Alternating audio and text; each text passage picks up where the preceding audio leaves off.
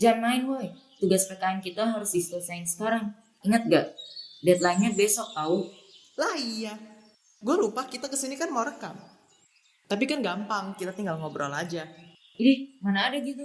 Kita juga harus menjelasin gak sih? Iya juga ya.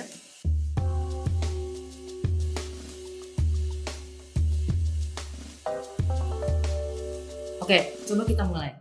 Jadi gimana sih hubungan Pancasila sama Bhinneka Tunggal Ika itu? Kalau menurut aku, Pancasila itu dasar negara. Sedangkan Bhinneka Tunggal Ika lebih ke semboyan persatuan. Kalau nggak ada Pancasila, semboyan itu cuma jadi kata-kata. Tapi kalau nggak ada Bhinneka Tunggal Ika, Pancasila juga jadi susah terwujud. Lihat aja deh keadaan sekarang. Orang-orang pada rusuh cuma gara-gara ras doang. Setuju nih, jadi intinya kayak Pancasila itu kayak pedomannya. Dan Bhinneka Tunggal Ika itu adalah semboyan yang mengingatkan kita, walaupun berbeda, kita tetap harus menjalankan Pancasila. Mulai dari mana ya kita? Oh ya, ketuhanan yang Maha Esa. Hubungannya sama Bhinneka Tunggal Ika jelas dong. Di Indonesia banyak agama. Ada Islam, Kristen, Katolik, Hindu, Buddha, Konghucu. Kalau kita gak punya semboyan Bhinneka Tunggal Ika, bisa-bisa setiap kelompok ribut sendiri kan? Betul tuh, dengan adanya Bhinneka Tunggal Ika itu akan membuat kita lebih menghargai dan mengakui semua agama yang berada. Dan cara berbeda untuk beribadah itu tidak masalah, malah itu justru menjadi kekayaan bangsa kita. Sekarang pindah ke sila kedua deh, kemanusiaan yang adil dan beradab. Ini artinya semua orang, apapun suku dan agamanya punya hak yang sama sebagai manusia. Misalnya di sekolah, kita nggak boleh pilih kasih. Ngapain peduli kalau dia orang Jawa, Batak, Sunda, atau Papua. Kalau pinter ya harus tetap dihargai kan? Ya, kalau ada teman yang kesusahan, kita wajib menolong mereka karena itu sangat sejalan dengan Bhinneka Tunggal Ika yang menunjukkan kita walaupun kita berbeda, kita tetap manusia yang membutuhkan rasa keadilan dan kemanusiaan. Oke, next. Sila ketiga, Persatuan Indonesia. Gila juga ya, langsung nostalgia kemarin langsung ngebahas tak parah ini hubungannya sama Bhinneka Tunggal Ika. Nostalgia apa sih emang? Padahal baru kemarin. Tapi benar tuh, kalau Bhinneka Tunggal Ika semboyannya sila ketiga itu penguatnya. Persatuan gak bisa tercapai kalau kita masih ributin soal perbedaan. Aduh, kalian tahu gak sih demo kemarin yang benar-benar rusuh banget?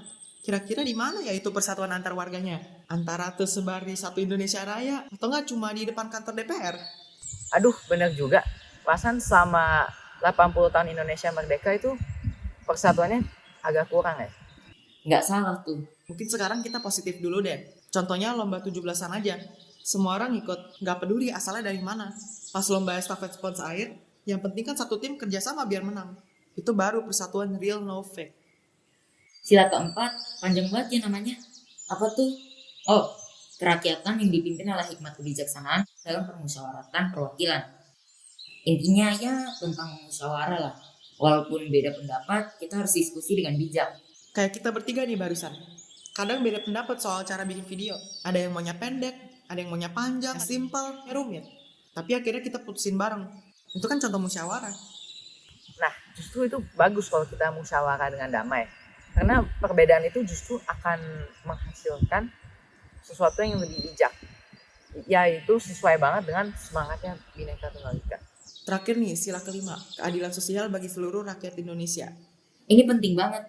Kalau enggak ada keadilan, orang bisa merasa dibeda-bedakan.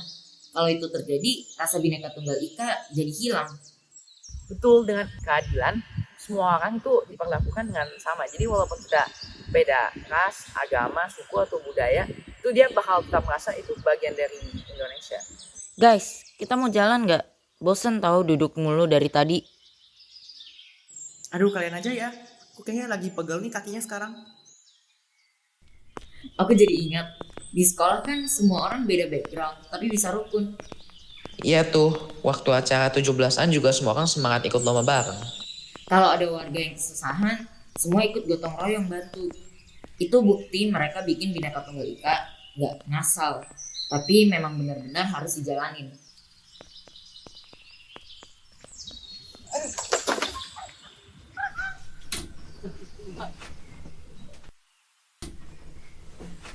Terima kasih, Nak. Nah, itu dia contoh penerapan Pancasila. Meskipun guru itu lebih tua daripada kita harus tetap membantu kan? Itu juga termasuk penerapan Bhinneka Tunggal Ika. Iya banget, rasanya seneng di dalam hati. Ngomong-ngomong, aku jadi kepikiran sama demo kemarin deh. Sesuai nggak sama nilai Pancasila? Kamu ini tadi makan apa sih? Ya jelas enggak lah. Demo itu malah nunjukin sikap yang jauh banget dari Pancasila. Apalagi Bhinneka Tunggal Ika. Nah, itu maksud aku. Kalau Bhinneka Tunggal Ika dan Pancasila kita abaikan ya hasilnya kerusuhan kayak kemarin. Hai Brandon. Kesimpulannya, Pancasila dan Bhinneka Tunggal Ika saling menguatkan. Pancasila adalah dasar hidup negara, sedangkan Bhinneka Tunggal Ika adalah semboyan yang bikin kita ingat arti persatuan. Kalau kita jalankan keduanya, Indonesia akan tetap kuat meski berbeda-beda. Betul nggak?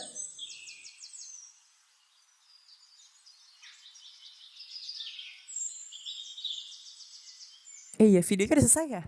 Bentar, cut.